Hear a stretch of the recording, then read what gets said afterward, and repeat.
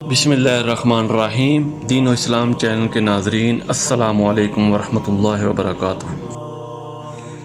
صحیح بخاری کی حدیث نمبر 206 ہے، میں ایک سفر میں رسول کریم صلی اللہ علیہ وسلم کے ساتھ تھا تو میں نے چاہا کہ وضو کرتے وقت آپ کے موزے اتار ڈالوں۔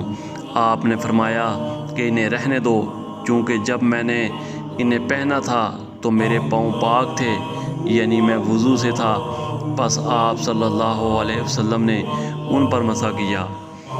اسی طرح صحیح بخاری کی حدیث نمبر 207 ہے، رسول کریم صلی اللہ علیہ وسلم نے بکری کا شانہ کھایا، پھر نماز پڑھی اور وضو نہیں کیا۔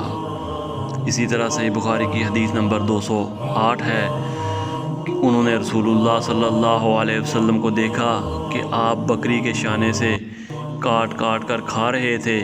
پھر آپ نماز کے لیے بلائے گئے تو آپ نے چھڑی ڈال دی اور نماز پڑھی، نیا وضو نہیں کیا۔